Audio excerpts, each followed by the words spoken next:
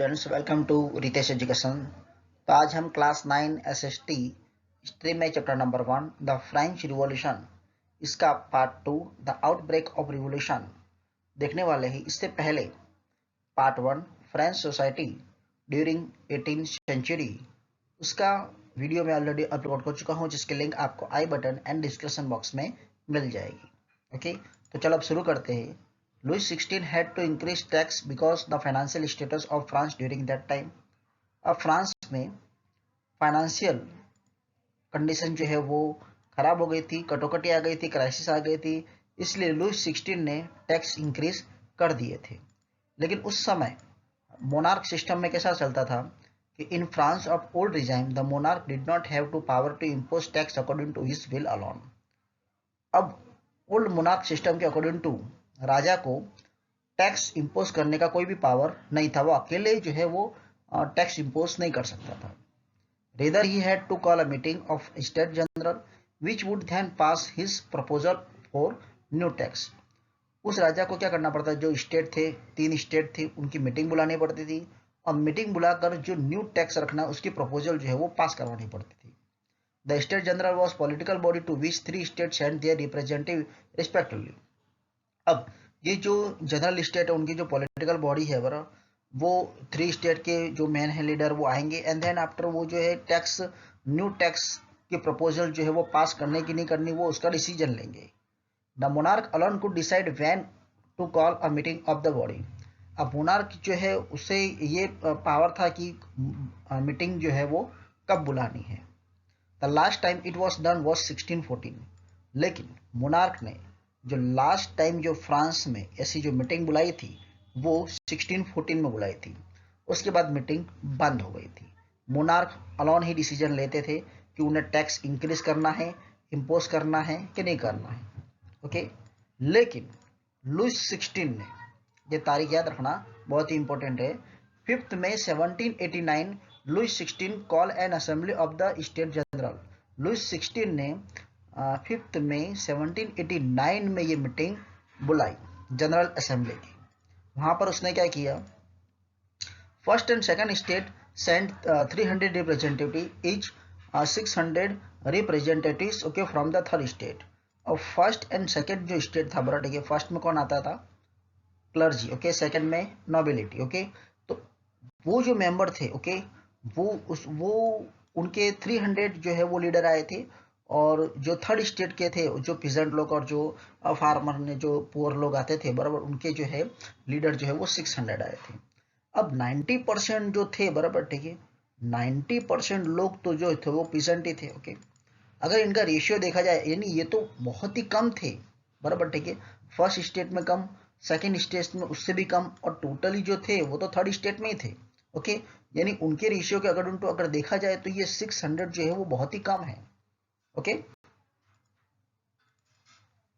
The third state was the represent by more okay prosperous and educated member. और third state में वही member बने थे peasant जो, और जो पुअर थे, जो अनएजुकेटेड थे, उनको तो उसका मतलब मेंबर बनने का कोई राइट ही नहीं था।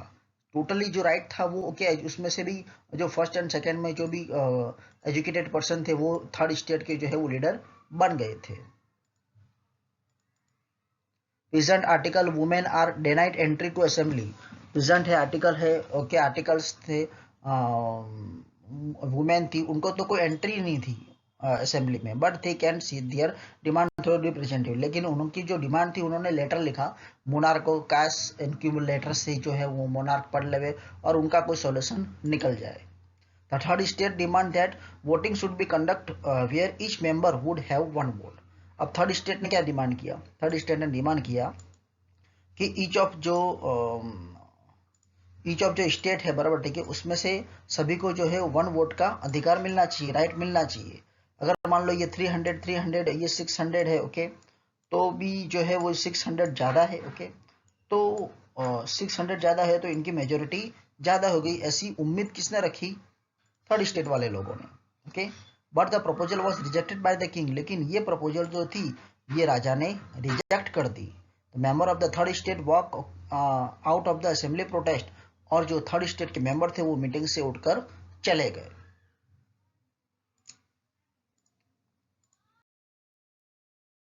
National Assembly, the third state. The representatives of the third state view themselves as spokesmen for the whole French nation.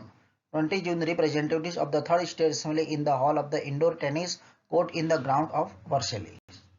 जो थर्ड स्टेट के मेंबर थे, ओके, पहली मीटिंग जो है वो 5 मई को बुलाई गई थी राजा के द्वारा, मोनार्क के द्वारा, ओके, और वो कैंसिल हो गई थी। उसमें जो थर्ड स्टेट के जो मेंबर थे वो खड़े होकर आ गए थे, ओके, क्योंकि उनकी डिमांड जो है वो एक्सेप्ट नहीं की गई थी वन वोट वन मेंबर के अकॉर्डिंग टू।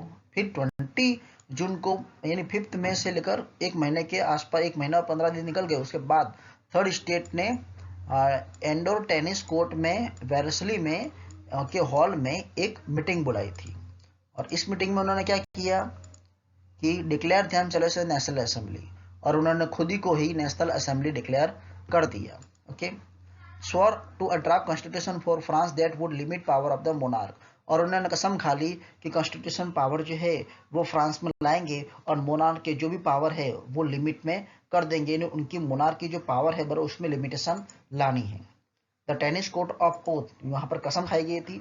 और देखो पहले के सिस्टम में कैसा होता था कि फोटोग्राफी नहीं होती थी, ओके। देन आफ्टर ये जो है लुइस जैक डेविड द्वारा जो है ये स्केच किया गया था, ओके, ये जो थर्ड स्टेट के लोगों ने जो ये मीटिंग बुलाई थी, ओके। एंड देन आफ्टर ये जो खुद को जो नेशनल असेंबली जो है ये मैन लीडर बन गया था, ओके, और ये जो नेशनल असेंबली डिक्लेयर किया था कि अब मोनार्क जो फ्रेंच में है वो कॉन्स्टिट्यूशन सिस्टम लाना ही है।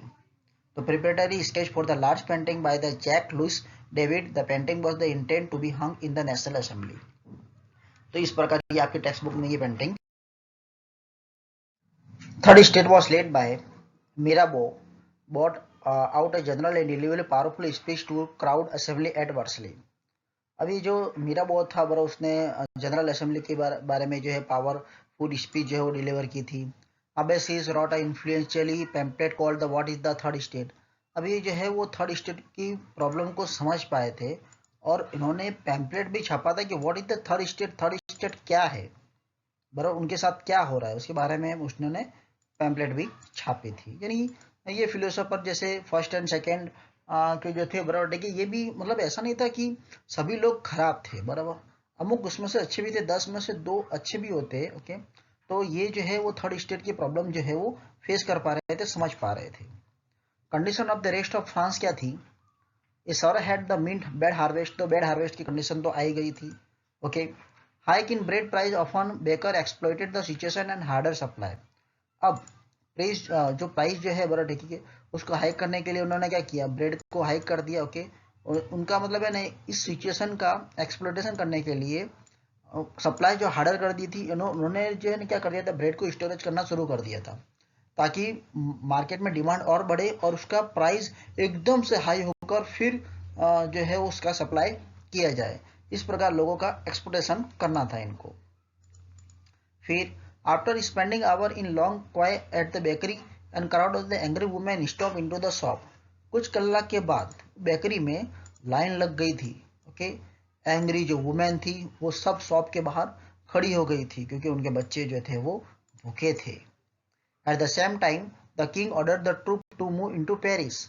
और जब ऐसी अफरा तफरी मची तब राजा ने पेरिस में उनके सेना को भेजा कि देखो वहां पर हड़ल क्यों मची हुई है। Bastille revolt 14 July 1789 agitated crowd stamp and destroy Bastille. 14 जुलाई 1789 के दिन भीड़ ने बेस्टाइल पर आक्रमण किया। In the countryside rumour spread that lord of the manor hired bands of the brigands who were their way to destroy the ripe crop। अब country side मतलब गांव में ऐसी रूमर्स मतलब अफवाह फैल गई थी कि जो लॉर्ड थे फर्स्ट एंड सेकेंड स्टेट में जो आते हैं बराबर वो जो है राइप किया हुआ क्रॉप था उसको डिस्ट्रॉय करने वाले हैं। फिर freedom of the press opposing view of the event could be express. अब जो है प्रेस में जो है फ्रीडम रीति से जो है अपने एक्सप्रेस लेसन लाने थे। caught in the Frenchy fear and peasant in several hoys and pitchcock attack चटैक्स। और ये जो लोग थे बराबर ठीक है उन्होंने चटैक्स पर और पिच फोर्क में क्या किया, Peasant loot harder grain and burnt down document containing record of the manorial dues tax paid by the big lord by the small peasant. Peasant लोगों ने ग्रैंड लूट लिया था, अनाज लूट लिया था, और जो लैंडलॉर्ड थे, जो स्मॉल पेजेंट से जो टैक्स वसूल करते थे, वो डॉक्यूमेंट उन्होंने जला दिए। यानी बेस्टाइल में जो अब जो जो जो ये वॉर था, बड़ा ये अटैक था, वो भयंकर होने वाला था। A large number of the noble fled from their homes, many of the migrate to neighbouring country. अब जो नोबल लोग थे बड़ा ठीक है, वो डर के मारे बाजू की कंट्री में भाग गए थे, माइग्रेट हो गए थे डर के मारे कि अब हम बच नहीं सकते। Louis XVI finally recognized the National Assembly and accepted the principle that his power would from now on be checked by Constitution. Louis 16 अब डर गया, अब उसने नेशनल असेंबली को एक्सेप्ट कर लिया, और उसने जो है जो रूल्स थे कॉन्स्टिट्यूशन 16 ने कॉन्स्टिट्यूशन को एक्सेप्ट कर लिया था, उनके प्रिंसिपल्स को। On August 1789 decree pass abolition of the federal system of obligation of tax. अब जो टैक्स का सिस्टम था उसको एबोलाइज किया गया। And member of the clergy too were force to give up their privilege, उन्होंने जितना भी प्रिविलेज लिया था, यानी जितना भी टैक्स लिया था, ओके, क्लर्जी पर फोर्स किया गया उनका टैक्स रिटर्न करने के लिए। Okay, and then tithe were abolish and land owned by the church were confiscated. Tithe जो टैक्स जो वसूल करते थे, जो चर्च के लोग जो थे, चर्च से जो वसूल किया जाता था, ओके, और जो चर्च के जो लैंड ओन ने जो भी मतलब है प्रॉपर्टी, जो भी संपत्ति, जो भी टैक्स वसूल किया था, उन सबको जब्त कर लिया। Okay, and then as a result of the government acquire asset worth least 2 billion levers.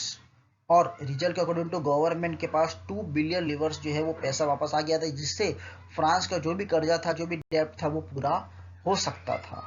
इतना पैसा जो है वो लैंडलॉर्ड के पास पड़ा।